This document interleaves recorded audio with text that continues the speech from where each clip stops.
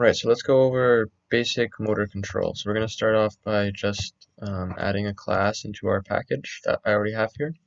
So I'm going to add just a class, and let's call it motor test. I've done one, so we'll say motor test 2, and I'm going to check this box because I want the auto-generated static void main string, all that stuff. So I'm going to finish that, and you can see that it's auto-generated all this code for us. So we'll remove their auto-generated comment, and let's start coding a motor. So we're going to start by initializing a motor by using regulated motor, and we'll call it M, regulated motor M, which will be a new EV3 large regulated motor. And we're going to connect this regulated motor to our brick by using brick finder. So brick finder dot get local, you'll see it pops up there. We want to connect to the proper port. So I have my motor connected to port A, so we're going to use get port, and then we're going to use a string value to set the port value to A. When we do that, you'll see that we still have a few things underlined, so we have to import the classes. So regulated motor is a class, and EV3 large regulated motor is also a class. And you can see it actually auto-generated the brick finder class, which is this one here. So we're just going to hover over this and click import regulated motor, and we'll hover over this one and click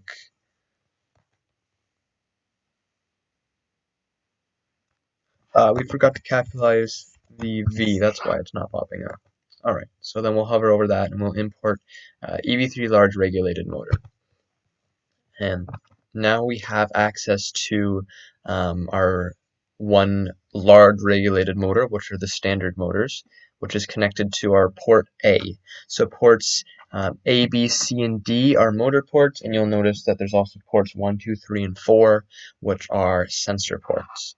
But you'll also notice that this variable m that we set to be equal to our motor is still underlined in yellow because we haven't yet used the motor. So I'm going to show you how to do that. So the first thing we're going to do with our motor is give it a speed. We want to set its speed, and we'll do this by stating m, which is our motor, dot set speed. And you'll see that speed takes in one parameter, which is an integer value, which is degrees per second. So if we want it to do 1 rotation per second, we'll set this value to 360 so that it can go through 360 degrees in 1 second. And then we'll rotate it, let's say 360 degrees by writing m.rotate. M.rotate. Okay, so actually I'm going to make sure that it pops up, because you'll see that there's several different ways to rotate. So the first thing that pops up is get rotation speed, which actually just returns an integer value of the rotation speed, which we just set to 360. So this would return 360 as an integer value. We could use rotate int angle.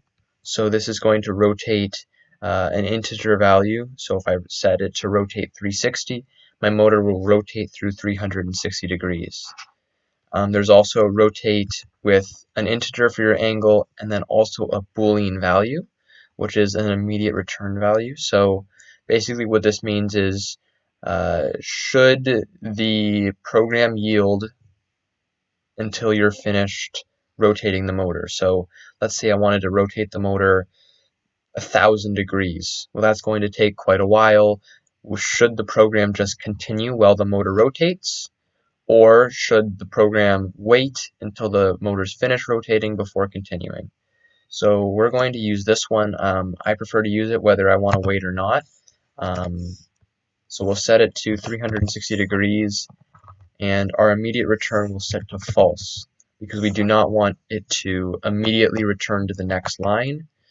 We want the program to actually wait for the motor to finish rotating.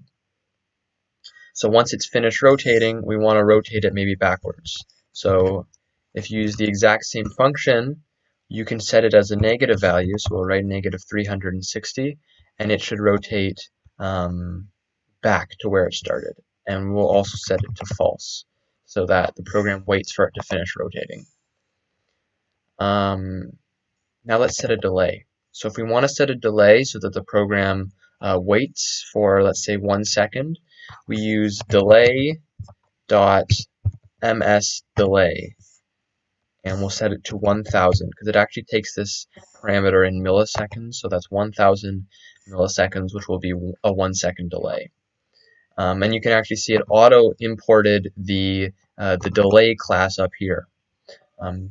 Otherwise, we would have had to import it ourselves. Next, we will set the speed of our motor to something new, something maybe a little bit faster. Let's say set speed, let's try 500. So we'll go 500 degrees in 1 second. And we're going to use, so rather than rotating a specific amount, what if we just want the motor to just keep rotating? Well, we can use m dot forward, and there's also m dot backward. So I could write either way. I'm going to write forward. And basically what this will do is it will just have our motor rotate forwards and forwards and forwards until we eventually stop it. So we're going to set a delay for delay.ms delay for 2000 milliseconds, so two seconds. So this means that our motor will rotate for 2 seconds forwards at 500 degrees per second before we'll stop it. So we'll write m dot stop. And you'll see there's actually two versions of stop. So one is a stop without a Boolean immediate return value, and one does have the immediate return value. So we're actually going to use the one with the Boolean value, and we're going to set this to false. So what this means is that stopping your motor isn't actually instantaneous. It can take, a few milliseconds to actually stop the motor. So if we want to make sure that the motor is stopped before we continue with any further code, we're going to use this Boolean value. And we're going to set it to false to say that we do not want our program to keep reading lines before the motor has stopped. And finally, I think we're going to close off the motor port. So we're going to use m.close. What m.close does is it just closes that port A that we connected to up here. And we connected to using get port A. You don't have to do this, but it's just better practice to make sure that you always close the motor ports when you're finished. And that should do it. So we're going to connect to, first I'm going to save this, and then we're going to connect to our EV3. So I've previously connected with Bluetooth, so it should still be connected, but we want to connect to the access point as well. So you'll see that I named my, I have two EV3s here, one's dumb and one's D. Dumb is off and D is on. So D is paired right now, but we haven't connected to the access point. So we're going to go to devices and printers, and I have D down here, which is it's paired. You can see its status is paired, but we're going to connect using access point. So it's going to connect, connection successful, good, and we'll go back here, and we want to open up the EV3 control GUI, which will help us better control the EV3. And we actually have to use this to connect to it first, or otherwise we won't be able to upload our code. So we're going to search, and we just found D, which is the EV3 we want to connect to. We're going to connect to it, and we've connected. I'm going to pull up its console so you can see this is D on my screen right now, and you can actually, as a small point, you can actually control EV3s from your computer if you connect with Bluetooth.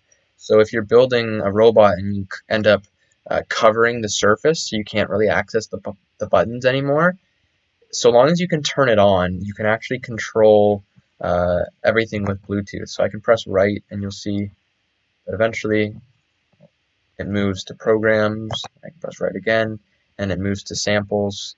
So I can actually control the entire EV3. I can even shut it off from my computer via Bluetooth, which is pretty cool. So what we're going to do now is we're actually going to run our code. The way to do this is we'll go over to this play button, and I'm going to use the drop down arrow for the first time, and I'm going to run as Lego's EV3 program. So I'll click that, and it will start running. So if I pull up the control GUI, you'll see that it displays that it's waiting, and it can take a few seconds because we're using Bluetooth. You might hear the motor going.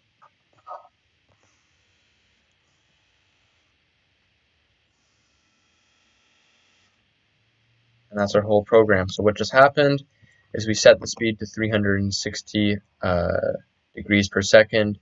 It rotated forwards through 360 degrees, which took only 1 second. It then rotated backwards 360 degrees in another second. It waited 1 second, and then the speed was set to 500 degrees a second, and it was rotating forwards at that speed for 2 seconds. After those 2 seconds, we stopped, and because I set this value to false, we actually waited for the motor to stop, and then we closed the port. The difference is if I hadn't have used this value, if I hadn't have set this to false, it wouldn't have stopped as well because we actually closed the port, which basically just cuts power to the motor and leaves it spinning idly until it eventually stops on its own, which isn't ideal. So that's why we use this value. And it seems to work pretty well. So if we want to disconnect now from our motors and everything, we first go here, disconnect, and we can disconnect from the access point, which is our device network.